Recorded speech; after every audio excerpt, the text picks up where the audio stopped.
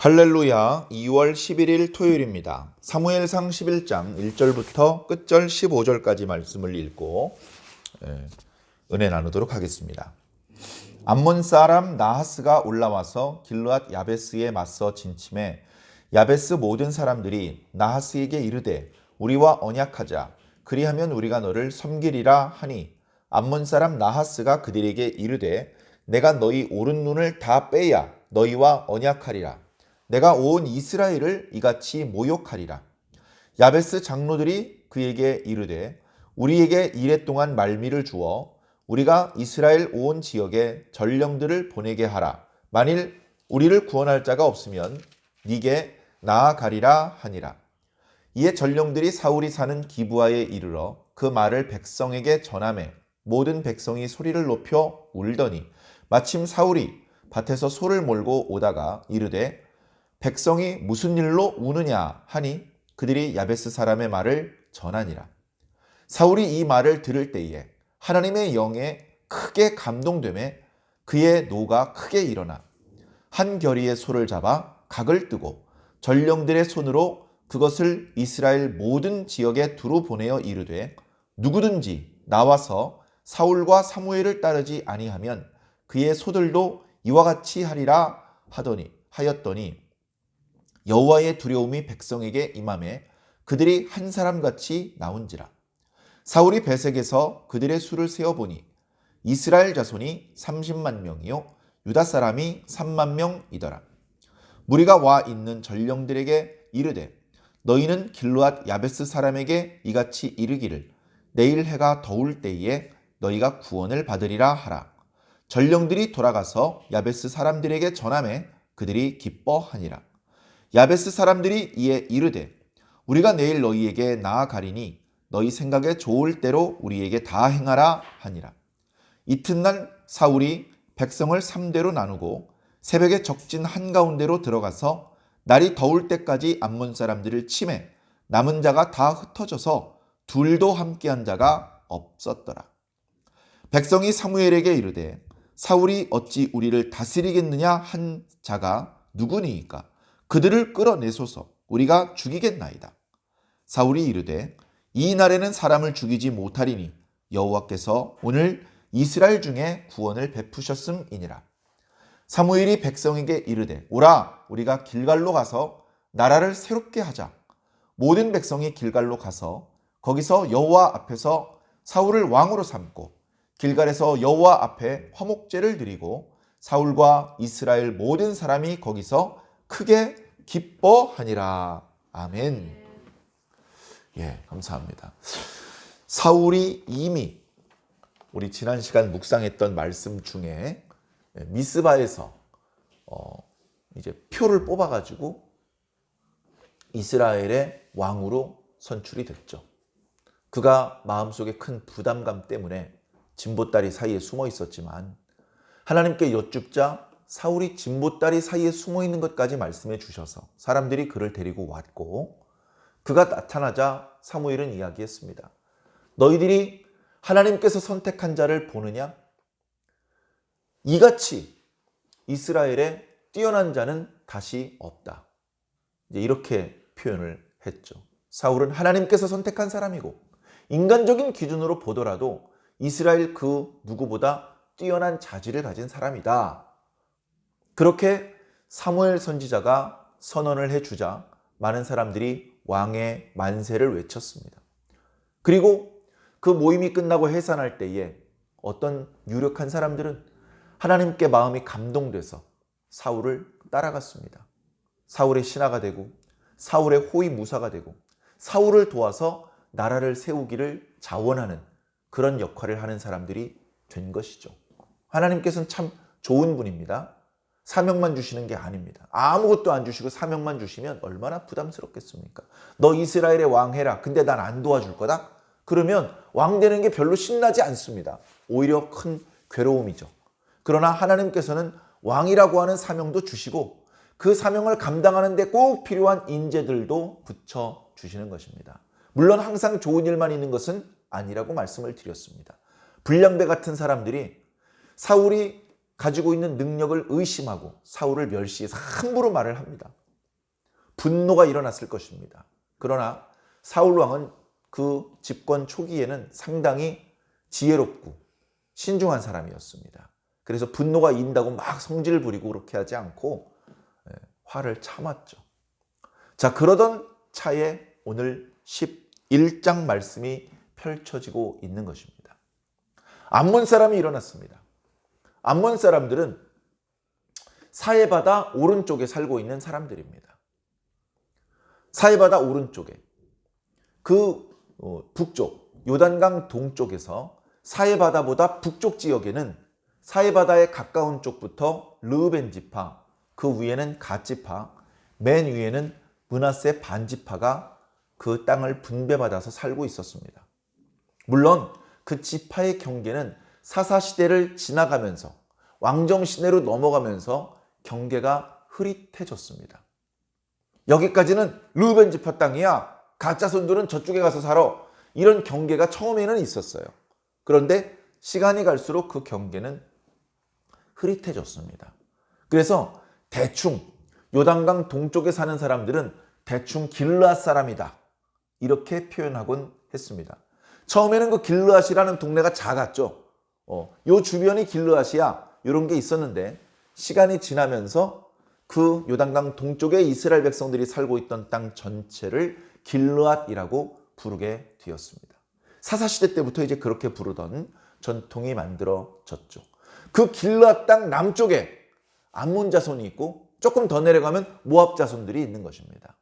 그들은 인구도 적고 차지하고 있는 지역도 넓지를 않습니다. 그래서 그 암몬 자손들이 이제 주로 이스라엘 사람들의 지배를 받거나 속국처럼 삽니다. 근데 이스라엘 백성들이 위기를 만나면, 더 강대국을 만나서 전투에서 패하거나 뭔가 나라가 흔들흔들 할 때는 뒤통수를 칩니다. 이스라엘 백성들이 요새 좀 어려운 일이 생겼겠네. 그러면 이 틈에 우리 달려들어서 그들을 약탈하자. 이런 비겁한 짓을 많이 저질렀습니다. 그런데 이제 그럴 수밖에 없는 것이 암몬 자손이나 모압 자손이 이렇게 자리를 한 그 지역은 그렇게 넓은 평야 지역도, 비가 많이 오는 지역도, 비옥한 지역도 아니었습니다. 그러다 보니까 젖과 꿀이 흐르는 땅이었던 이스라엘 사람들이 살고 있는 그 가나안 땅, 또 길르앗 땅은 정말로 목축하기도 좋고 농사하기도 좋고 비도 적절하게 오고 그 척박한 곳에서 살고 있던 사람들의 입장에서는 너무나 부러운 곳이었죠. 그러다 보니까 먹을 것이 부족하면 할 수 없이 약탈을 해서 자기 가족들을 먹여 살려야 되는 그런 상황이었습니다.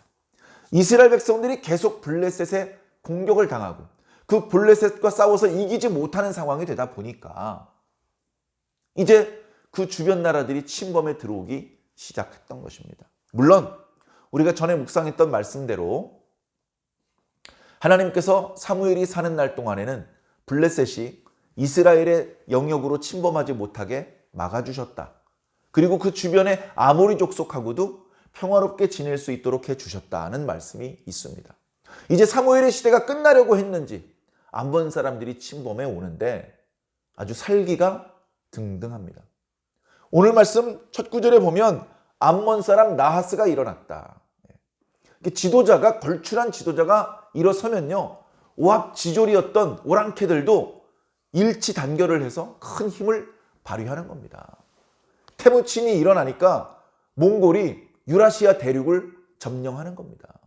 누르하치가 일어나니까 만주족을 통일하고 명나라를 무너뜨려서 청제국을 세우는 것입니다. 인물 하나가 정말로 중요하죠. 자, 뭐 그런 정도는 아니었는지 모르지만 암몬 자손들이 질이 멸렬하다가 나하만이라고 하는 조금 걸출한 리더가 등장했던 모양입니다. 그 사람을 중심으로 암몬 족속들이 똘똘 뭉쳤고 힘이 세지다 보니까 그 힘이 길르앗 쪽으로 뻗어 나왔습니다. 오늘 우리가 보고 있는 성경 이외에 다른 사본들, 그러니까 우리가 보는 성경 주로 사회사본을 번역한 그런 성경인데 그거 말고도 뭐 쿰란 사본도 있고 많은 사본들이 있거든요. 그리고 이제 유다 역사서 이런 것들이 있습니다. 그런 것을 보면요, 이때 어떤 일이 있었냐면 이 나하스라는 사람이 일어나가지고 길르앗 쪽을 공격을 해요. 그러면 제일 앞에 있는 사람들이 르우벤입니다. 르우벤이 공격하고 그 다음에 가짜손들을 공격하는 겁니다. 그랬는데 이 르우벤하고 가짜손들이 막아내지를 못해요. 막아내지를 못해. 이 잔인한 놈들이 르우벤 자손과 가짜손들 오른쪽 눈을 다 뽑아버렸어요. 야, 하나님의 언약 백성이 이런 수모를 당합니다. 그리고 그 기세를 몰아서 더 북쪽으로 올라가는데 암몬 사람들에게 잡혔다간 눈알이 뽑히니까 죽기 살기로 도망친 사람들이 길르앗 야베스에 7,000명이 모였어요. 그런데 거기까지 암몬 사람들이 치고 올라오는 겁니다. 그러니까 어떡합니까? 막대기에다가 하얀색 깃발을 달고 흔드는 거죠. 다시 말해 항복하는 겁니다. 항복. 오늘 말씀을 보니까 이렇게 얘기를 하고 있습니다. 우리하고 약조를 맺자. 그냥 묻지도 따지지도 않고 그냥 막 죽이고 그러지 말고 약속을 맺자. 우리가 1년에 쌀 몇 가마니씩 보내줄게. 조공을 바칠 테니까 우리 더 이상 죽이지 말고 사이좋게 지내자. 네가 우리보다 센 거 인정해 줄게. 형님으로 인정해 줄게. 그랬더니 나하스가 뭐라 그럽니까? 너희들도 오른쪽 눈을 빼고 나와라. 그러면 막조를 맺어줄게. 그럴 순 없잖아요. 그러니까 얘기를 합니다. 일주일간 시간을 달라. 이스라엘 땅에 요단강 서쪽에 우리 동족들이 살고 있는데 거기에 전령을 보내서 거기서 우리를 구원해줄 사람이 없으면 그러면 너에게 나아가겠다. 너에게 나아가겠다는 것은 항복하겠다는 뜻입니다. 눈을 빼든지 죽이든지 네가 맘대로 해라 이런 것이죠. 그런데 또 허락을 해줍니다. 그래 전령 보내려면 보내봐. 니깐 놈들이 우리 암몬 족속과 싸워서 이길 수 있겠어? 우리 이미 르우벤 지파, 갓 지파 사람이랑 싸워봤는데 야 니네들 별거 아니더라. 추풍낙엽이더라. 야 맘대로 한번 해봐 하면서 일주일 동안 시간을 줬습니다. 일주일이 긴 시간 같은데 순식간에 흘러갑니다. 전령들이 목이 마른데도 더운데도 정신없이 뛰어갑니다. 어디로 갔을 것 같습니까? 오늘 말씀에 있는 것처럼 기브아로 갔어요. 왜? 얼마 전에 미스바에서 사울이 왕으로 이렇게 뽑혔잖아요. 하나님이. 그러니까 이제 기브아로 갔습니다. 근데 전령이 웬일인지 사울에게 보고하기에 앞서서 백성들한테 먼저 보고를 합니다. 이런 기아 빠진 놈을 봤나? 근데 그게 아니고요. 사울이 왕궁, 자기 집에 있는 게 아니고요. 들에 나가 있어요. 소를 몰고 있어. 그러니까 왕도요 농사 짓는 겁니다. 그러니까 왕궁에 앉아가지고 시녀들의 시중을 받고 신하들이랑 항상 국정을 의논하고 뭐 그런 왕의 시대가 아니에요. 지금은. 과거 사사시대 때처럼 전쟁이 없으면 왕도 평상시에 자기 집에서 농사 짓는 겁니다. 이제 그런 분위기인 것이죠. 자, 그런 상황이기 때문에 전령이 달려와서 집에 가봤는데 사울이 없어요. 없으니까 어떡합니까? 주변에 무슨 일로 왔냐고 물어보니까 백성들에게 먼저 지금 요단강 동쪽의 길르앗 백성들이 어떻게 됐는지 얘기를 해줍니다. 그 얘기를 듣고서 다 울어요. 다 웁니다. 그래서 사울이 밭에서 일을 하다가 일을 마무리하고 집으로 오는 길에 보니까 백성들이 여기저기서 울고 있어요. 그러니까 왜 우느냐고 물어봤겠죠. 그랬더니 전령들이 전해준 소식을 들려주는 겁니다. 자, 근데 그 순간 성령에 크게 감동돼요. 하나님의 영에 크게 감동되었다라고 기록하고 있는데요. 이 원문의 의미를 살려서 다시 살펴보면 이런 뜻입니다. 하나님의 영이 사울 속으로 꿰뚫고 들어갔다. 보통 그런 표현 잘 안 쓰거든요. 그만큼 하나님의 영이 강하게 사울을 감동시키셨습니다. 성령에 감동되면 여러 가지 현상이 발생될 수 있습니다. 환상을 볼 수도 있고요. 예언할 수도 있고요. 방언을 말할 수도 있고요. 몸에 질병이 치유가 될 수도 있고요. 사울의 경우는 큰 분노가 일었습니다. 이런 괘씸한 놈들, 우리 하나님의 백성들에게 감히 큰 분노가 일어서 자기가 농사질 때 사용했던 소 2마리를 박살을 냅니다. 소 한 결이라고 했는데 농사 지을 때 농기구 위에다가 소를 2마리를 한 쌍으로. 그리고서 밭을 가는 데 쓰거든요. 그래서 그 2마리를 보통 한 결이라고 말합니다. 뭐 다르게 설명하는 분도 있는데 그렇게 2마리를 묶어서 쓰는 경우들이 훨씬 많았습니다. 땅이 아주 넓은 경우는 한꺼번에 12마리를 걸고 땅을 가는 경우도 있을 수 있겠지만 이스라엘 지역에는 그렇게까지 넓은 땅은 없었습니다. 그렇기 때문에 2마리 정도로, 그러니까 이제 큰 분노가 일어서 그동안 자기를 위해서 수고했던 소들이지만, 그런 점은 좀 미안하지만 소들을 죽입니다. 죽이고 토막을 내요. 토막을 내가지고 전령들을 불러. 전령들이 그 토막을 가지고 이스라엘 모든 지역을 돌아다니면서 그 토막을 던져 보입니다. 큰 성읍에 가가지고 토막을 딱 던져 놓으면서 사울이 이렇게 말했습니다. 뭐라고 말했는데, 사울과 사무엘을 따르지 않는 자는 그 사람의 소도 이렇게 만들어버리겠다. 어떻게 보면 경고하는 것이죠. 빨리 달려 나와서 함께 싸우자는 것입니다. 그랬더니 전령들의 말을 들었을 때 사람들에게 하나님의 두려움이 임했다. 이것은 성령이 임했다는 또 다른 표현입니다. 두려움이 임했어요. 하나님의 백성들이 오합지졸이었는데 한 사람처럼 일치단결해서 한 마음 한 뜻으로 모였습니다. 한 마음 한 뜻으로 모였어요. 베색이라는 곳에 집결을 했습니다. 사울이 말 타고 갔습니다. 몇 명이나 모였는지 사열을 해보는 것이죠. 사열을 해보았더니 30만 명이 모였습니다. 옛날부터 유다 사람들은 사울이 살던 곳보다 남쪽에서 올라왔기 때문에 별도로 인원을 계수해서 3만 명이 모였다고 합니다. 33만 명이에요. 적지 않은 숫자입니다. 엄청나게 많은 숫자예요. 33만 명을 하루 이상 끌고 다니면서 전투를 수행하려면요, 쌀이 얼마나 많이 필요한지 압니까? 그래서 많은 분들은 얘기를 합니다. 33만 명이 아니야. 지난 시간에 이제 사울을 왕으로 뽑을 때 1000명씩 앞으로 오라고 했을 때 그 1000명이 숫자 1000을 의미하기도 하지만 한 집안이나 가족을 의미하기도 한다. 그런 말씀을 드렸는데 여기도 같은 표현이 사용되고 있습니다. 그래서 정말로 30만 명은 아니고 그냥 몇만 명 또는 몇천 명일 거야. 이렇게 이야기하는 그런 학자들도 있습니다. 뭐 중요하진 않죠. 이 숫자만 가지고 충분히 암몬 사람들과 상대해서 이길 수 있는 그런 넉넉한 힘은 아니라는 겁니다. 그렇게까지 소를 각을 떠가지고 각 지역에 보내서 경고의 메시지를 전해 주었고 하나님의 두려움이 임했는데도 불구하고 전투에 참여할 만한 사람은 그리 많지 않았을지도 모릅니다. 그도 그럴 것이 블레셋과의 전투에서 워낙 많은 손실을 입었고 백성들은 그 피폐해진 경제를 이렇게 세우는데 여념이 없었기 때문에 전부 다 생업을 포기하고 전투에 참여하러 모이기는 어려운 상황이었죠. 현실적으로. 그러나 상관없습니다. 그 인원들을 사울이 데리고 갑니다. 전령들을 먼저 보내죠. 너희들은 다시 길르앗 야베스 사람들에게 가서 내일 날이 더울 때쯤 너희들이 구원받을 것이다 라고 전해주어라. 자, 왜 그렇게 말했는지 설명을 간단히 드리면요, 이쪽 지역은요 낮에 너무 더워요. 얼마나 덥냐면요, 낮에 전투를 수행하는 것이 아니고 그냥 뙤약볕에 가만히 서 있으면 죽습니다. 무조건 그늘로 들어가야 돼요. 무조건. 여러분들 그런 이야기 들은 적 있는지 모르겠습니다. 어느 나라에는 낮잠 자는 법이 있다고.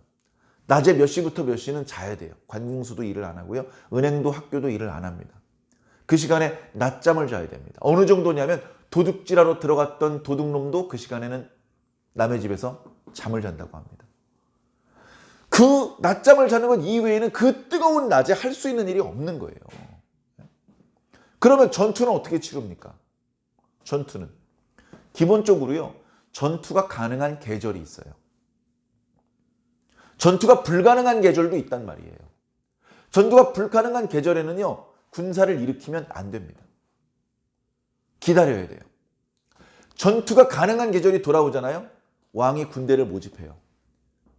그리고 여기저기 원정을 다닙니다. 그런 말씀이 이제 나중에 다윗의 기록에 나와요. 다윗이 이스라엘 분배받은 땅 주변을 다 정복했거든요. 그러니까 항상 군사를 동원해야 되잖아요. 근데 1년 12달 돌아다닌 게 아니고 전쟁할 때가 되었을 때 전쟁을 했다는 거예요. 1년으로 말하면 전쟁을 수행할 수 있는 기간이 따로 있는 거예요. 자, 그 다음에 하루로 말하면 아침 일찍 전투를 시작해서 낮에는 전투가 끝나야 돼요. 전투가 끝나지 않아도 잠깐 쉬어야 돼요. 그 쉬는 사이에 적들이 도망갈 수도 있고 적들이 다시 지원군이 도착할 수도 있고 그러니까 어때요? 새벽같이. 그러니까 새벽이 시작하는 이유는 선선에서 시작하는 것도 있지만 주변이 분간이 되니까. 분간이 안 될 때 싸우는 건 위험하잖아요. 그러니까 분간이 되면 곧바로 싸우기 시작을 하는 겁니다. 아침밥 먹고 뭐 그럴 여유가 없어요. 상대방도 새벽에 적들이 밀고 올라올 걸 압니다. 그러니까 밤에 못 자죠. 또는 자더라도 해가 뜨기 전에 깨어서 준비하고 있어야 됩니다. 그러다 왁 싸우다가 해가 뜨거우기 전엔 전투가 끝나야 되는 거예요. 이제 그런 전통을 우리가 알면 왜 이렇게 표현했는지 이제 아는 것이죠. 너희들 내일 낮에 뜨거워지기 전에 그때 너희들이 구원받을 거야. 기뻐합니다. 아무도 자신들을 구원해 주러 오지 않을 줄 알았는데 그래도 저쪽에 몇만 명의 군사가 우리를 지키러 와준다니. 그래서 전투를 하는데 이제 상대방을 방심시키기 위해서 길르앗 사람들이 이렇게 얘기를 하죠. 나하스여, 내일 낮에 해가 뜨거울 때 우리가 당신에게 항복하겠습니다. 당신 좋을 대로 하시오. 이렇게 이제 전가를 보냅니다. 그래 놓고선 뒤에서는 사울이 군대를 세 부대로 나눕니다. 그리고 새벽부터 적진 한가운데로 들어갑니다. 보통 전투를 할 때요, 적진 한가운데로 잘 안 들어가요. 왜? 잘못하면요, 포위 공격을 당할 수가 있기 때문에. 그런데 적진 한가운데로 들어갔다는 것은 뭡니까? 그만큼 용맹했다는 거예요. 두려움 없이 막 돌격대가 앞에 와장창 깨트리고 저 뒤에까지 벌써 가니까 뒤에 따드리는 군사가 전열이 흐트러진 적군을 선멸하면서 가는 겁니다. 암몬 자손들이 다 도망갔어요. 대부분 죽고 도망을 가는데 손잡고 도망갈 수가 없어요. 2명도 함께한 자가 없었더라. 그 정도로 완전히 박살이 났습니다. 이스라엘이 크게 이겼어요. 사람들이 즐거워했죠. 그때 사람들이 알았습니다.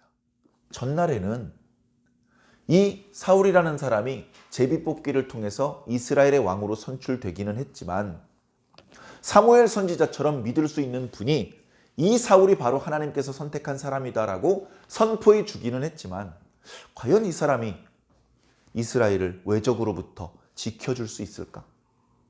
한 번도 그의 능력이 검증된 적이 없기 때문에 의심할 수밖에 없는 상황이었죠. 그러다 보니까 불량배들이 나타나서 야, 니깐 놈이 우리를 외적들의 손에서 구원해 줄 수 있겠냐? 하면서 아주 무시하는 말을 했던 것입니다. 자, 근데 봐요. 이제 사울의 능력이 검증됐습니다. 봐라! 사울이 이렇게 용맹합니다. 사울이 이렇게 리더십이 있다. 백성들을 탁 집결시켰고 백성들을 전투를 할 때 이렇게 작전을 짜가지고 빈틈없이 그러다 보니까 암몬 자손들이 대단한 기세로 나왔는데도 불구하고 그들을 격파해가지고 완전히 선멸했다. 대승을 거두었고 더 이상 이스라엘 자손들이 외적 때문에 죽임을 당하거나 손해를 당하지 않을 수 있게 되었다. 다들 사울을 즐거워했습니다. 사무엘이 그걸 다 봤습니다. 사무엘이 나이가 많았지만 사울과 같이 있었어요. 사울과 같이 있었어요.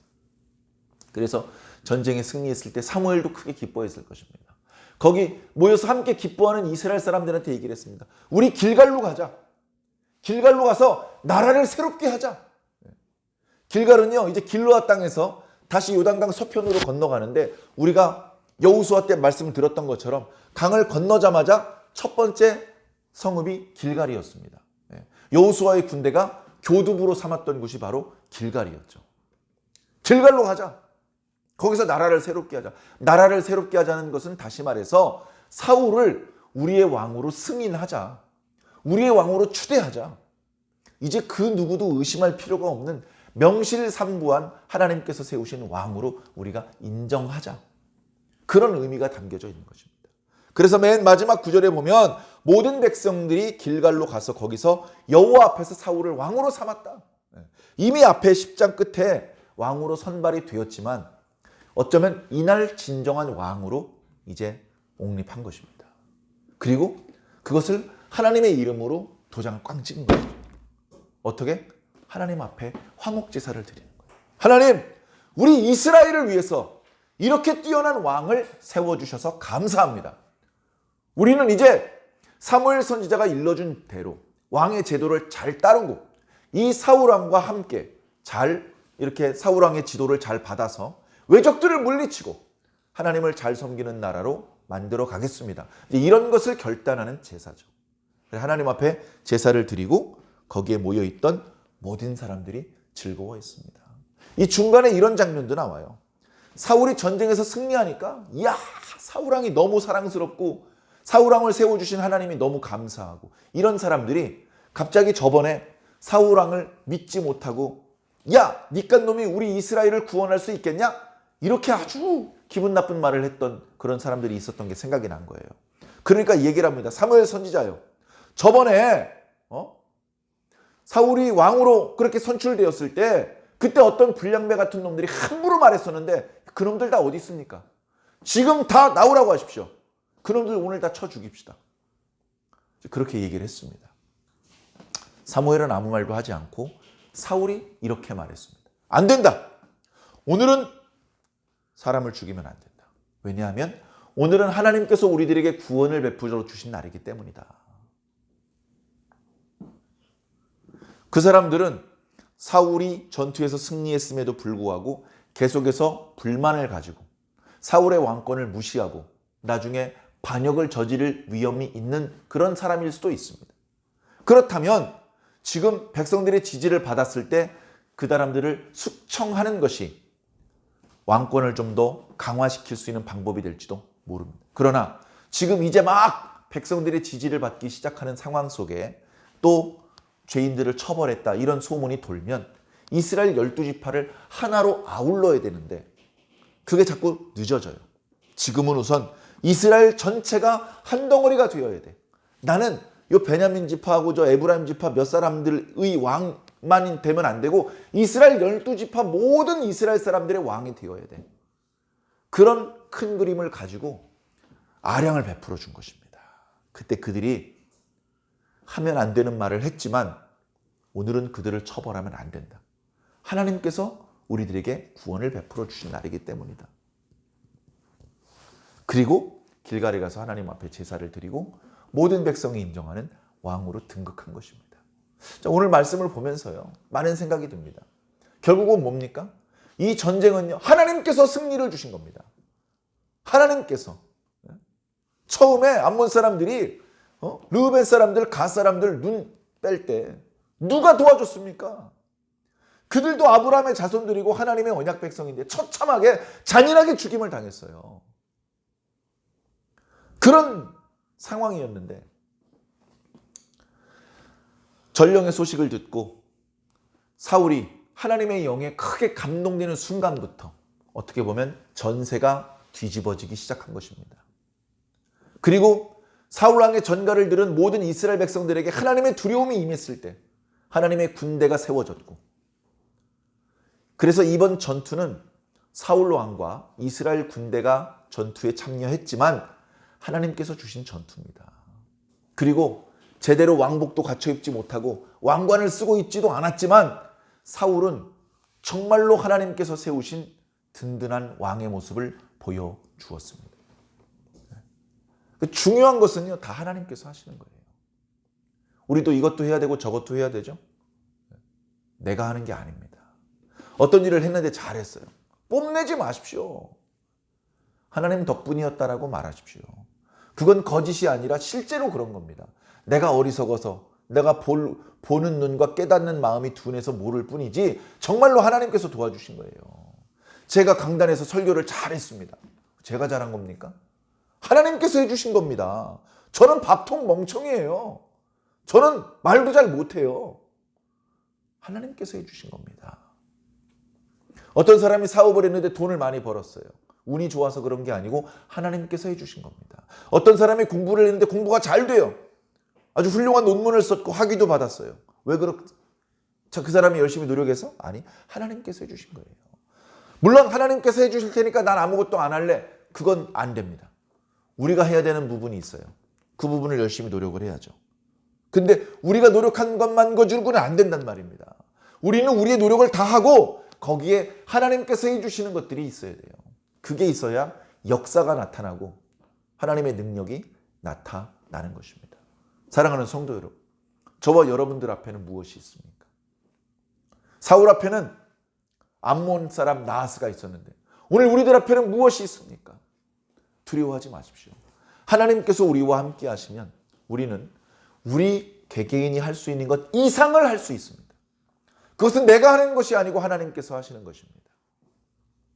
하나님께 도움을 구하고 하나님께서 도와주신 이후에 하나님께서 도와주셨다고 꼭 말할 수 있는 그런 믿음이 있다면 그 사람은 많은 은혜를 체험할 수 있고 하나님의 능력을 경험할 수 있게 될 것입니다. 오늘 하루도 바로 그 하나님의 능력을 체험하는 하루가 되시기를 예수님 이름으로 간절히 축원합니다. 아멘.